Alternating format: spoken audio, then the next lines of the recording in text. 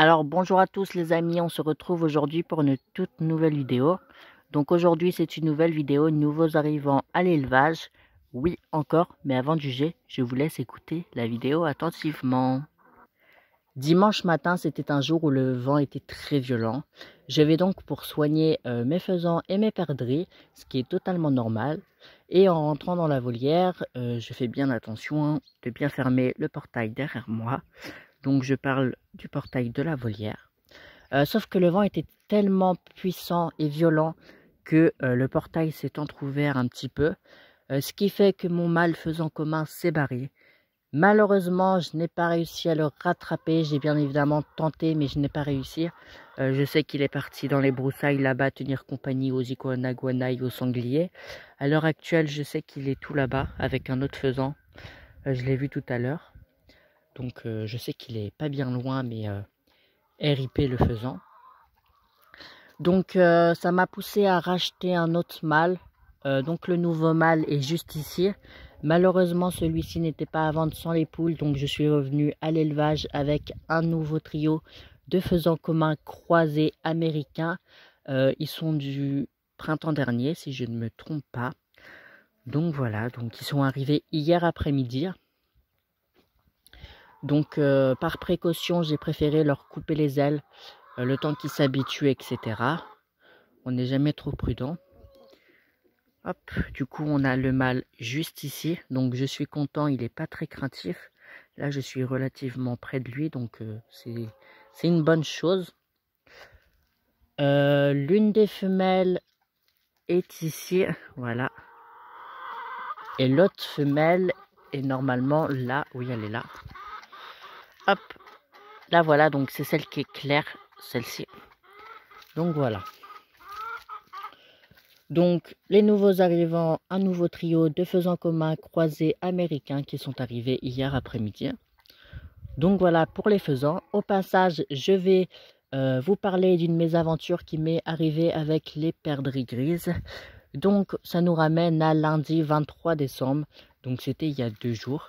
Je vais donc pour soigner mes perdrix et mes faisans, toujours le même discours. En rentrant dans la volière, je me rends compte que l'une des perdrix n'est pas dans la volière. Elle était à l'extérieur de la volière. Elle était dans le parc des porcelaines et elle faisait des allers-retours comme ça. J'ai bien évidemment tenté de la rattraper. Je n'ai malheureusement pas réussi. Ce qui fait qu'elle s'est envolée dans les broussailles là-bas. Là. Pareil, tenir compagnie aux sangliers et aux iguanaguana qu'on peut trouver.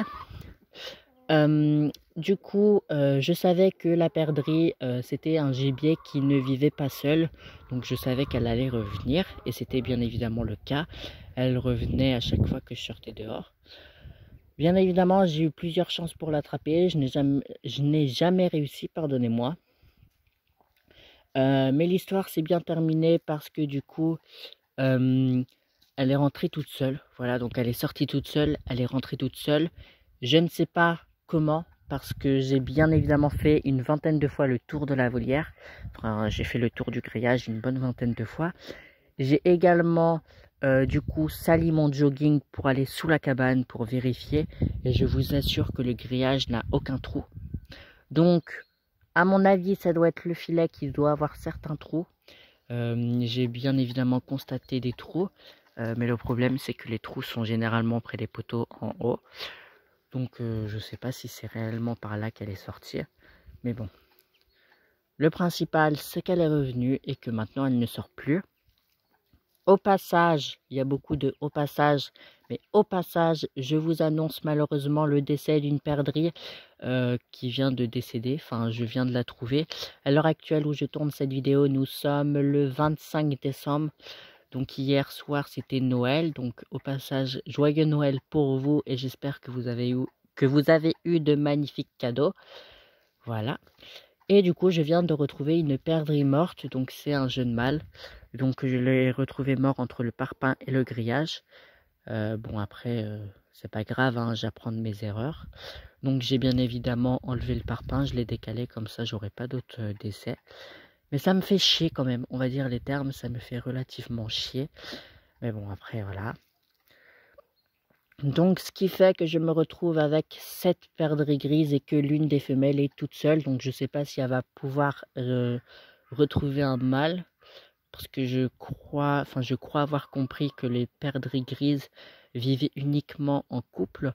Au passage, s'il y a des éleveurs de perdrix, j'aimerais bien savoir une information. Savez-vous combien il faut de femelles perdrix pour un seul mâle perdrix? Donc moi j'ai des grises, donc je ne sais pas si ça a une différence avec les rouges. Mais bon, en tout cas, si vous avez la réponse à ma question, ben, n'hésitez pas à me le dire en commentaire. J'en profite également pour vous annoncer que les 2 poules Columbia sont parties. Voilà, donc le monsieur qui m'a apporté les faisans a donc pris la Columbia blanc sale et la faux verminet noir est partie lundi matin. Donc voilà. Ce qui fait qu'à l'élevage, il reste de disponible un jeune coq Brahma Splash à vendre 5 €. Donc celui-ci coche les poules et ne chante pas pour le moment. Oh, ben, je vais tenter de vous le montrer.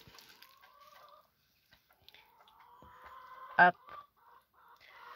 Donc bien évidemment, il est assez sale parce que ben, on vit dans la gadoue. Enfin, ils vivent dans la gadoue, dans la volière.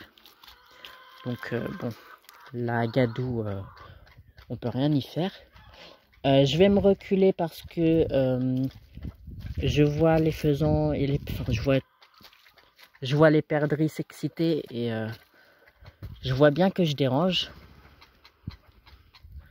Hop, donc je vais tout doucement me rapprocher du portail.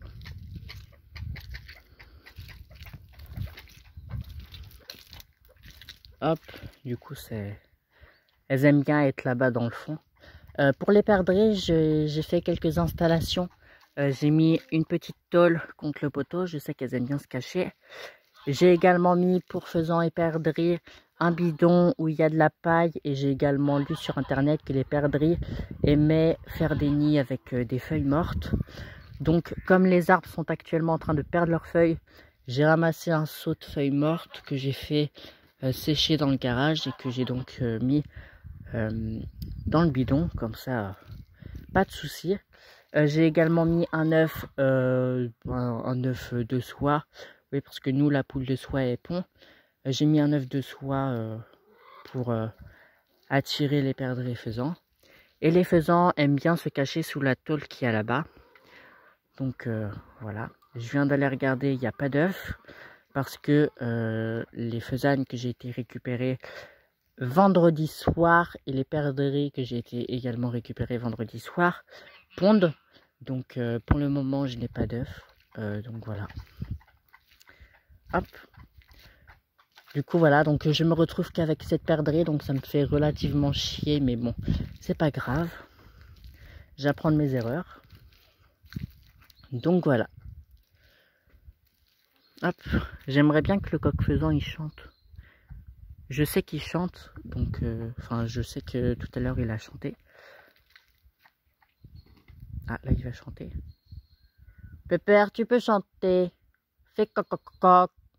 Bon, c'est pas comme ça, mais s'il te plaît chante pour les abonnés, s'il te plaît.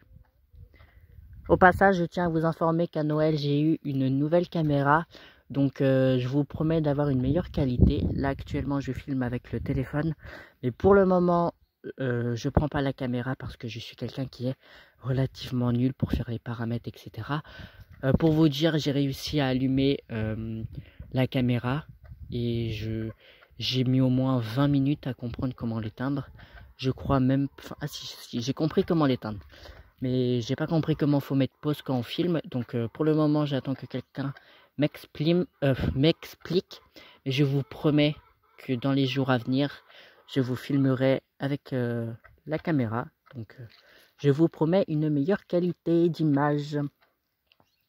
Quoique avec le téléphone on n'est pas si mal que ça. Mais bon voilà.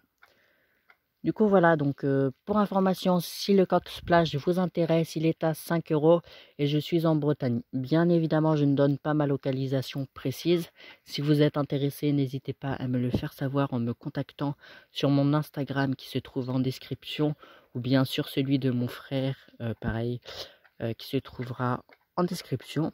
Sur ce, c'est sur ces belles images que je vais vous laisser. Donc j'espère que la vidéo vous aura plu. Si c'est le cas, n'hésitez pas à me le faire savoir en likant, commentant, puis en vous abonnant pour me soutenir et suivre mon évolution. Et moi, je vous dis ciao pour une prochaine vidéo. Ciao, c'était l'élevage de Juju.